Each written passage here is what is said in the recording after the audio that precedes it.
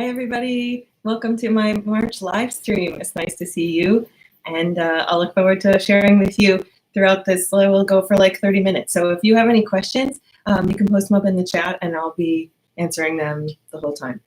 I wanted to start by wishing everyone to be safe and healthy and sane. And the part of the reason I'm doing this live stream is because I couldn't get my head together to edit a video for today, even though I've got a couple in the Final Cut timeline. So doing an update just to hang out and have an opportunity to hear what y'all are working on while you're stuck at home.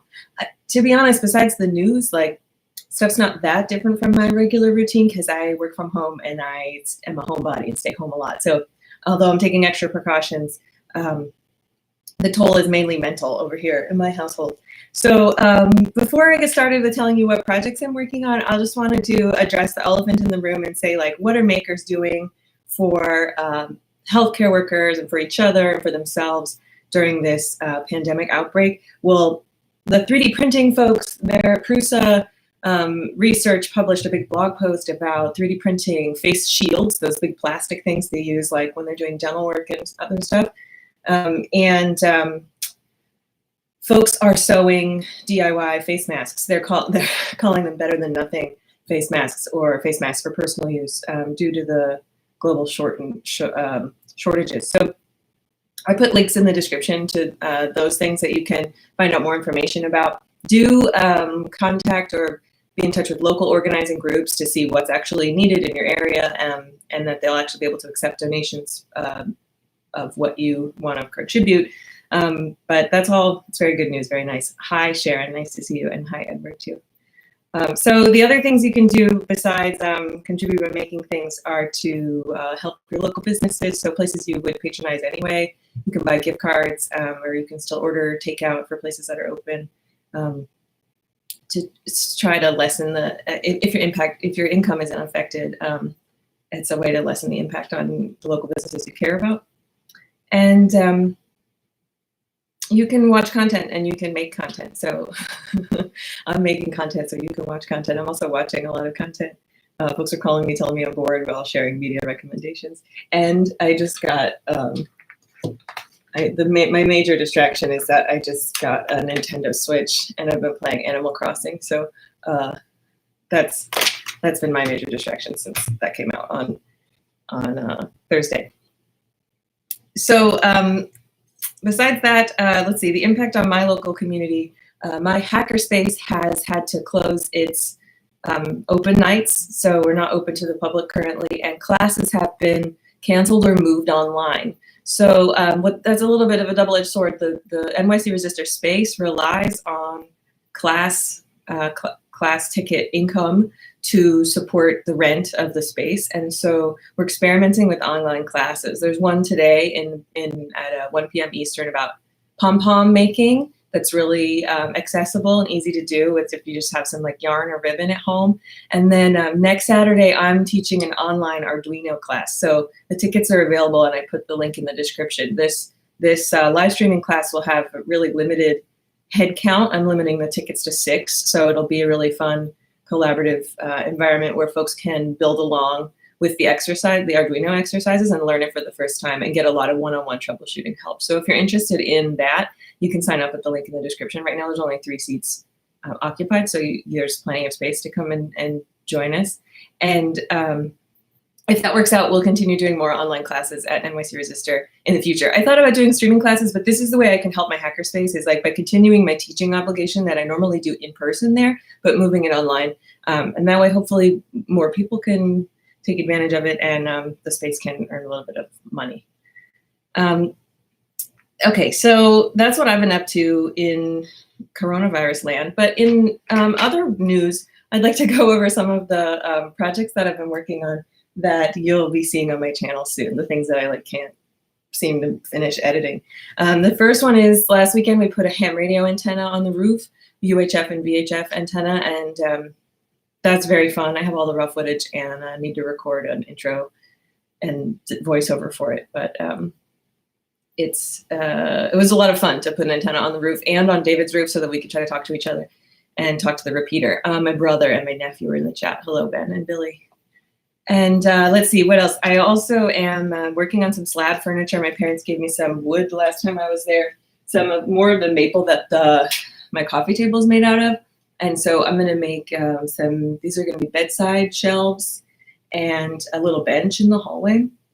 But like I got a power planer to work on those slabs, and I haven't taken it out of the box. I'm a little bit afraid to use a brand new power tool when the emergency rooms are not the best place to be right now. So I don't know.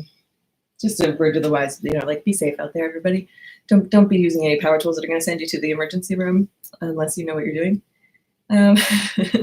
Let's see. The other things that are regularly going on. You saw last week I uploaded a tool review about my favorite Olfa knife that I've had for over 15 years, and that's kicking off a series. So I have 2 more in the hopper, one about the Heko wire strippers and one about the Japanese silicone tipped solder sucker. So expect to see more tool reviews coming up soon. I think they're going to be my new maintenance content, considering that my watercolor tools videos aren't really performing as well as I'd like them to. I'm still uploading them, but I'm going to start taking them unlisted and promoting them on social and on Patreon. Since they're bringing my, click-through rate down, and click-through rate and audience retention are the 2 things that YouTube uses right now to determine when to show your other videos to people. So I need my channel average to stay up, which is a bummer, but those watercolor videos are still happening. And because I shot them all in December when I did 1 painting every day in December. So that's another thing you could be doing right now, is you could set yourself up for starting in April, you could do 1 thing a day. And what's fun about watercolor, I'm noticing, having done all those paintings in a row, is that your skill really dramatically improves when you spend a little bit of time each day working on it. It doesn't matter if the hours can't be consecutive. They need to have time in between to break. And I really enjoyed watching my skill improve so much dramatically over the 20 whatever days I managed to do it in December. So that was a really fun thing to focus my energy on that you might like to try in April, or who knows, you could start now. Who cares? It's not the beginning of the month. And so the big project I'm working on for the future, my next project video is going to be for this affirmation mirror. So it's like a regular mirror built into like a shadow box frame. You know how much I love to build these shadow box frames. But this one has that like 2-way or 1-way mirror glass in it, so that light can shine out, but then the light shines this way gets reflected out. And so it's got some alphanumeric displays behind the glass that are reading out motivational quotes. So have you ever seen this affirmation mirror on Pinterest? Most of my audience is male, so y'all might not have any idea what I'm talking about. But like where people paint like messages on mirrors that and there's I'm not a psychologist, not a doctor, but I've heard that there's this power in self-affirmation and saying positive things in order to manifest them. So I thought it would be nice to build something that had like dynamically updating quotes or randomly displaying quotes that are uplifting and motivational. And the small one was a good proof of concept, but I think the bigger one is better because you can actually see your face in it, And then I centered the display, and I put 3 instead of 2 alphanumeric displays instead of there. Oh, hey, Tor, thank you so much. That's so generous. Oh, thank you. And so you can see there it has 3 of the alphanumeric display backpacks in there, and it's got a Node MCU. I don't have any internet code working for it yet, but right now it's just like displaying 1 out of like 15 random quotes in an array. And I'm hoping to update it for have like a simple version that just does that, and then in a more advanced version that uses the Wi-Fi connection to like fetch a new quote or like have a new quote be sent to it. I'm not the best internet coder, so I was hoping to find something simple, but it seems like it might just be Adafruit IO and IFTTT again, which is like the tools I always rely on for these types of projects. But it's interesting that they've maintained their usefulness over the multiple years. So yeah, whole Stern Clan's here. Hey everybody. Does that keep everybody on their best behavior in the chat room? Oh, thank you for ordering one of the Ulfa knives. If you use one of the, if you use my affiliate code in the link in the description, I receive a commission from Amazon. Here's what the alphanumeric display backpack looks like. What it does is it translates all of the pins from the display into, and has an I2C chip on it so that you can only use 2 data pins, one for clock and one for data, and then power, ground, and also a reference voltage. So if your microcontroller is at a different voltage than your power source, and well, it needs it regardless, but you can hook it up that way. And I think what the valuable takeaway is in the basic version is like, it's a good example of how to print across multiple displays, because you have a group of 4 letters or characters, but they, the 2 displays, they have like a, what you call it, they have a little address thing on the back. So you solder between different pads to give it a different address. And so in the code, you have multiple displays with different addresses, and like printing a message across to scroll across all of them is pretty easy, but it's not very straightforward based on the library example code. So I think that's a useful basic example. And then hopefully I'll get the internet thing working to be sort of a stretch example, because it is fun for projects to be useful for multiple difficulty levels and also be branchable, forkable. Joe asks, can you do fortune cookie sayings on that? I think I'm over 1,000. Yeah, we could. Yeah, it could be anything you want. It could be a fortune cookie display. But because I'm going for Affirmation Mirror, the project version will have all like positive sayings that you can see while you're like looking at yourself in order to slowly improve your self-esteem. Does anybody have any questions, or can you tell me what you're working on while you've been stuck inside? I know I've been doing a lot of eating because snacking feels good. I've been doing a lot of video games. Haven't been doing a lot of making this week. I've been doing a lot of reading the news. But cooking, that counts sort of as making. And cooking's pretty relaxing. It's useful because then you have food stocked up to eat later, and it feels, I don't know, feels useful. Okay, I have one more project that I'm working on. It goes along with the slab furniture. The bedside shelves are going to go against a wall that I'm going to put a wallpaper on. So I'm going to design a custom wallpaper based on an old Vietnam era Cuban screen printed poster that I really like. So I'm designing my own wallpaper. Here's the art, and I'll show. I've recorded video for it, but it'll include a tutorial for how to do the self-replicating. I don't know what you call it. The step and repeat, the seamless repeating. So, but basically the idea is you make your drawing. You don't let your drawing go all the way to the edge. You just go like sort of close to it, and then you split your design in the middle. If you're doing a all over pattern, you can split it horizontally as well. And then you swap the position of these pieces. Then you fill in the blanks so that the gap is now covered, and then you scan it in, and now you'll have a design that repeats in the horizontal direction. It's a pretty fun trick. Governor Cuomo, since you must reduce NYC density. Yeah, I'm reducing my density by staying home as much as possible, but the density in Brooklyn is pretty high. People are seeing all these photos in Manhattan of like everything's empty, but that's because a lot of people work in Manhattan and they're not going to work. But like in my neighborhood in Brooklyn, people live here, so there's like plenty of people out on the street trying to stay away from each other. But you know, there's only so much we can do. Gotta get our shopping done. And folks gotta get exercise to stay sane, you know. Joe's changing out present pictures of 4 flat panel LED lights or headroom in your basement. Okay, cool. Hello over in the UK. It's late over there. I tried to make this stream at a time when European folks could come, but I know it's not like the earliest at this time. Oh, we're using speech to text. Cool. Well, I promise that you'll see a video about the Affirmation Mirror once the Hackspace article is out.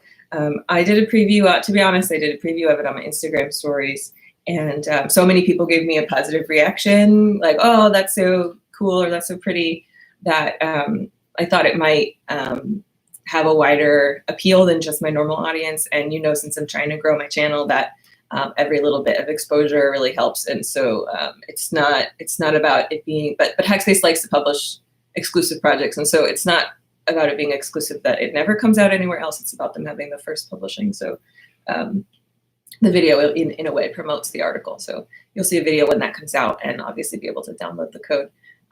Speaking of my YouTube channel, I recently surpassed 30,000 subscribers. So thank you very much. All of you are the ones who made that possible, obviously. And what that means, 30K is a bit of a milestone, which means not that I'll get it immediately because it's a whitelisted feature, but there's the channel memberships feature is what is enabled at 30K, or that's the threshold of subscribers for the channel memberships feature, which you have to like then be blessed with it somehow by some magical channel memberships vary. But it's kind of like Patreon, where people can sign up to directly support your work and get exclusive access to stuff. So I'd be excited for that, to see how it helps me ramp into the idea of content creation full time, or you know, which is still like 5 years out according to my numbers, but any little bit helps. So thank you for subscribing to my channel, because 30K is a big milestone. Do you guys have any questions about the projects that you've seen so far today? I only prepared 20 minutes of content in the hopes that you would have some things to prompt me to ask me questions about. If you have any suggestions for tools beyond the 3 that I mentioned that I have reviews on coming up, let me know, because I'll be happy to crank out some more tool reviews. I certainly have a lot of tools that I have opinions about. And yeah, I don't know. I've just been adding to my brainstorm project list. Would you like me to read you some from it?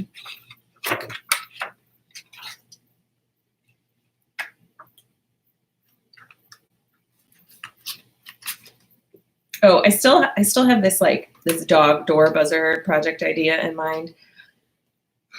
Because when the doorbell rings, it doesn't happen as often. The dog usually runs to where the noise is coming from, the like intercom door buzzer, and the UPS guy comes usually around 2:30, and I'm almost always on a video conference meeting at 2:30. So I have to run away from the computer to go buzz the UPS guy in. But like, wouldn't it be cool if the dog could do it for me? And so I thought of a foot pedal. I was talking to Jen Foxbot about this idea, and recently she published a project about her dog Marley, who was getting trapping himself in the bedroom by like closing the door. And it was like an automatic door opener. And she used, instead of like a foot pedal, which you would have to train the dog to use, she made a boop switch. So I don't know if it's capacitive touch or what, but like just where the dog touches their nose to the wall, and that triggers the switch. So I think that's a much better idea than training the dog to step on a pedal. And I think that would be a cool project to work on. So, I mean, it'd be practically useful for me, but also I think fun content to watch and inspiring to other people. Edward says, I like that you could add things to the mirror if you want like a motion sensor or lights. Yeah, I thought that would be a nice extension for folks, like a natural next thing to do. I didn't want to overload it with features, but a natural next thing to do is obviously to add a motion sensor, so it only, or a proximity sensor, so it only lights up the quotes when you're standing in front of the mirror, or uses some information about the distance to help seed the randomness or something like that. Hand washing timer is really good. John Park actually just published a really good hand washing timer using a circuit playground behind the sink. It's like, I think it's maximum impact for minimum effort, that it like counts down with the lights. So like if it's done, then there's no point in me doing it. Just link you to John Park's tutorial. What about a review of my soldering iron station? Yeah, sure. I would be happy to review my Hacko soldering station. I'm not sure that they make the one that I have anymore, but that's okay. It's not like the major things about their irons haven't changed. It's just that I have the analog one with the knob, and I can only seem to find the digital one online now, but that's okay. The digital one is it's more precise. So that's definitely on my list. Tools to review: soldering iron, heat gun, calipers. Yeah. Yeah, so in my bedroom, the video idea, the bedroom makeovers and my video ideas has like a couple videos, like the side shelves, the wallpaper, and maybe if I get really into the graphics design, I can also make a duvet cover on Society 6. They'll print on basically anything. I already have a shower curtain from them. It's really like inspiring when you can think about the printing possibilities for custom applications. I thought like a cool bedside lamp, maybe with concrete, could be cool. LEDs and concrete. It's more of an SEO play than anything else. Big sign letters. How to pick a power supply. I made a video a while ago about battery powering wearables, and I think like the advice applies to any battery powered project. So I thought I might revamp that tutorial with a fresh video about selecting the proper battery or wall power supply for your DC electronics project based on like, the very simple stuff based on the current load and voltage of your components. Oh yeah, Matt says that with Hacko stuff, you have to be careful because there's a lot of knockoffs. Yeah, that's true. You should purchase from a reputable distributor whenever you get any Hacko electronic products. I thought, yeah, I don't know. That's my list of projects right now. Smart speaker blocking, that ultrasonic bracelet the researchers made, and then in 2015, Allison Birch made a project that like jams smart speakers. I thought it could be fun to have a device, almost like a personal bubble of protection, although sound is directional, that obfuscates your voice from speech recognition technologies for cases when you're in environments where you don't know if there's a device that's listening to you. I thought that could be cool. You could bring it with you and kind of like a eavesdropping prevention. I don't know. I had an Amazon Echo for a while, and while it was like moderately useful, it was also majorly annoying. And also I didn't like the idea that clips of my voice were being stored in the cloud for listening later and being heard by humans for quality control. It just creeps me out. So I'm one of those people who works in technology who has no smart devices in their house beyond the ones you see me make on my channel. Because they don't have cameras or microphones in them usually. Yeah, like a TV Begone. No, not like the TV Begone because it doesn't turn them off. More like a white noise machine that makes inaudible white noise. Or, white noise that's audible to the speaker but not audible to humans. And I think that bracelet that everybody was hot to trot about in the research paper was like, it had like ultrasonic emitters all around it. So the speaker's sensitive to ultrasonic, and then like it's all garbled. So. Cool. Well, thank you so much everyone for joining. This has been really fun. I know I've been doing a lot of hanging out online with my friends since that's the only way we can hang out right now. And I hope that y'all are finding ways to cope with being stuck inside. And those of you who aren't stuck inside yet, you will be soon. So it's good to have a stockpile of things to do. I'm lucky that my parents instilled a sensibility in me to collect project supplies and craft supplies. There's a phrase that, the one who dies with the most yarn wins. And in these situations, it's really nice. It's totally nice to have this particular new, very brand new to everyone situation. It's really nice to have craft supplies in the closet. I'm like, oh, masks, I have fabric. Ooh, pom-poms, I have yarn. So that's really fun. I won't be 3D printing any medical supplies though, because I've heard that you should be using PETG filament, and I don't have any of that. And also, I think I might have been sick. So I had a fever last week, but I'm feeling better now. So I don't want to, for the 3D printing stuff, because it can't be sanitized, I think it's more limited usefulness. Like the respirator valve, ventilator valves, I guess, that check with your local community. But if I were to be doing any projects, it would be masks, because you can wash them in very hot water to sanitize them. Yeah.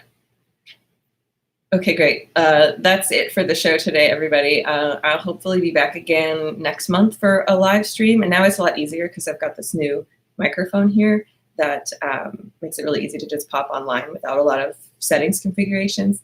And so hopefully we'll get back into monthly updates it's true in the apocalypse, you can never have too many craft supplies and clamps. I think clamps kind of count as craft supply, maker supplies, because you use them to make stuff, which is really fun. So take care, everybody. Thank you so much for tuning in. Enjoy the rest of your day, and I will see you next time.